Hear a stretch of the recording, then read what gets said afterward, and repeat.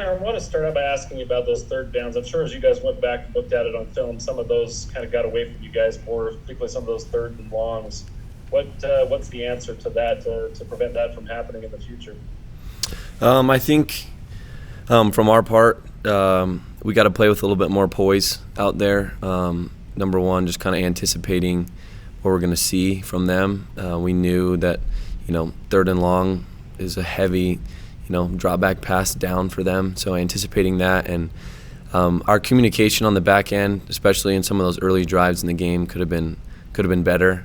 We can't ever complain about the stadium being too loud, but there were a couple times we were trying to communicate and make a couple checks, and I had players standing less than 10 feet from me who couldn't even hear me. So that definitely played a factor, and so we just got to be more prepared. I think going into especially a night game this week.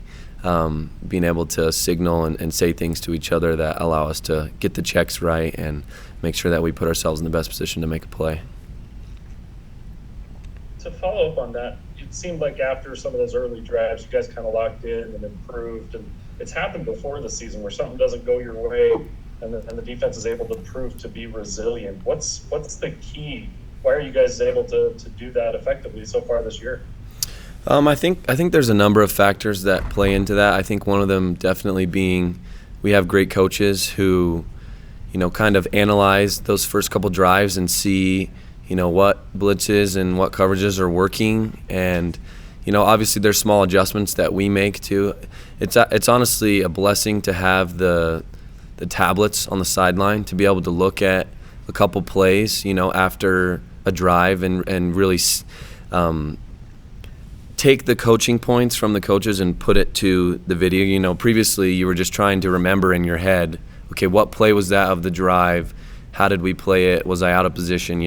But now you can actually, put the headset on and be looking at the tablet and get live coaching and receive some meaningful insight. So I think that's, our coaches are able to adapt and adjust the game plan a little bit based on, opening drives and what we see. And I think Coach Hill is masterful at doing that. So those things definitely play a factor there. Thanks, Jared. We'll take some more questions from John Kuhn and then Jay Drew. Tanner, when you look at the interceptions for the defense this year, through 6 games, 10 interceptions, 9 different players have had at least 1 interception. Right. And that's kind of a rare thing for a team with so many interceptions. Usually you expect 1 or 2 players to just have a bunch. Yeah. What's kind of been the secret that you guys have been able to spread it out like that? Is it something in the scheme, how the coaches approach things, how you guys approach things and preparing for a game? I think the scheme definitely plays a part in that. We all know that the 11 guys who are out there, if we all do our job and execute, that, we're all going to put each other in positions to make plays. When we started to get in troubles, when guys start to do their own thing or put themselves out of position. And so, it's amazing to see 9 different players with interceptions. And, all of us, we do a turnover circuit at least once a week where no matter what position you play, you're doing ball drills, you're doing strip sack drills, you're recovering fumbles. And so it's just little details like that we really pay attention to. So when those moments, come up in the game, you got guys like Tyler Batty who, is catching picks, Blake Mangelson catching picks off a tip, and, we're Harry recovering fumbles, all those things we practice and we simulate those situations so that when they come up in games, we feel prepared and we're able to just react. But pretty amazing to see that we've had 9 different players with interceptions already this year.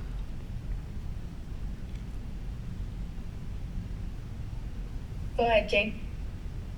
Yeah, Tanner, you already addressed the opponent's third down conversion rate being a little high, but what other aspects or what other areas would you like to see the defense improve in the last 6 games of the regular season? I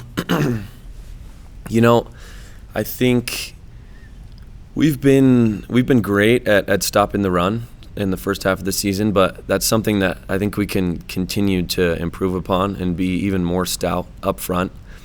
Third downs, as we already mentioned, is an area where, we can continue to focus and be great because, up to this point, I feel like we've played pretty well on first and second down, and then sometimes we let them off the hook with big plays on third downs. We focus a lot. Each game we typically have a goal, combined sacks and turnovers, and I don't know that we've reached that in any of our games so far this year. So I think focusing on getting takeaways and getting sacks, those are game-changing plays. So continuing to put a lot of pressure on quarterbacks, and which obviously leads to more takeaways as well. So I think those are three things that we can definitely focus on going into the second half of the season. Take some more questions from Sean Walker and then Jake Hatch. Tanner, I promise I'm not trying to lead this into like a revenge game type of game or question for you guys, but if you can rewind with me a little bit to last year's Oklahoma State game, kind of that game in Stillwater, and right, and sort of the heartbreak of that game, how much did that game or even that moment in overtime motivate you guys to do what you did through the offseason and even through the start of this year? Yeah, it was definitely motivating. To start winter training in December while everyone else is getting ready for a bowl game, that's kind of a rough time, to really just be like, we got to put this in our hands and turn things around so that we don't ever have a season like that again. So that was definitely motivating. Those last two games this season, there are just a couple plays in those games that go differently, and coulda, shoulda, woulda made a bowl game. But we in that Oklahoma State game had a couple turnovers, a couple fumbles, and we were up 24-6 at half and came out and kind of let them off the hook defensively. So it was definitely a motivational factor through the offseason, just remembering that game and a couple of other games that we really just kind of handed to our opponent, and we let that fuel us in the way that we trained and prepared to come into this year. Tanner, I asked Kalani this question earlier, but was there a point during off-season training camp, maybe early this season, that said to you, hey, this team's got what it takes to do what you're doing right now, sitting at 6-0?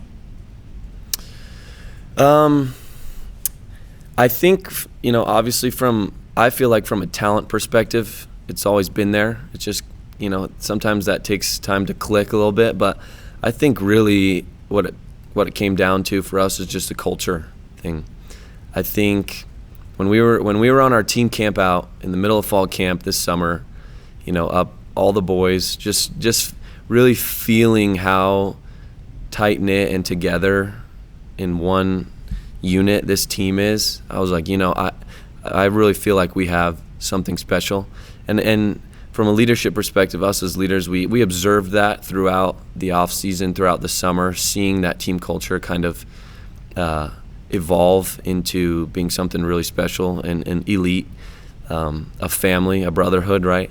And so I think that moment, though, in the middle of fall camp, we were like, every guy on this team is gonna play for and defend his brothers, and I think we could have something special going here.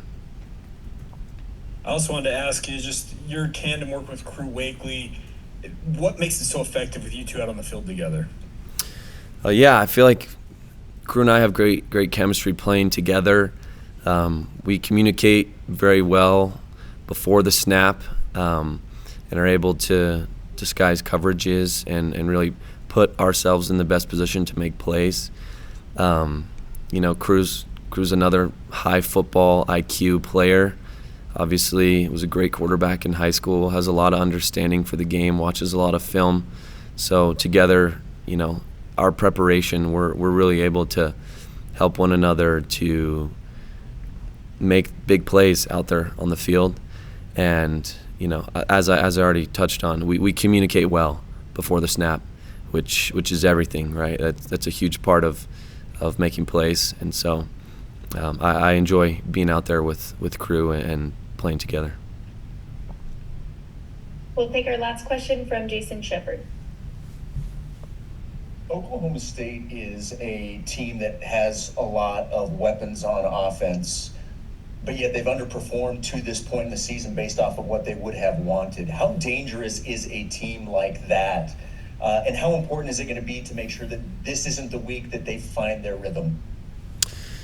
Yeah, that's a great question, especially coming off a bye week. They've had some additional time to maybe address a few things offensively for them, of things that maybe weren't clicking or weren't working, and how they can fix that.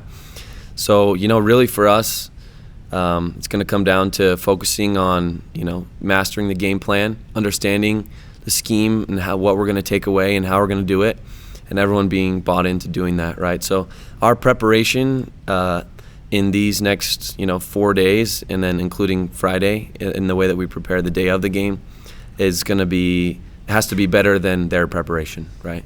And I'm confident that we will do that. I know that our coaches are confident that we will do that, and we trust them. And so I feel that as we go out and execute that game plan the way that we expect to, that we will come out with a win. Thanks, Tanner. Appreciate you taking the time to be here. Thank you.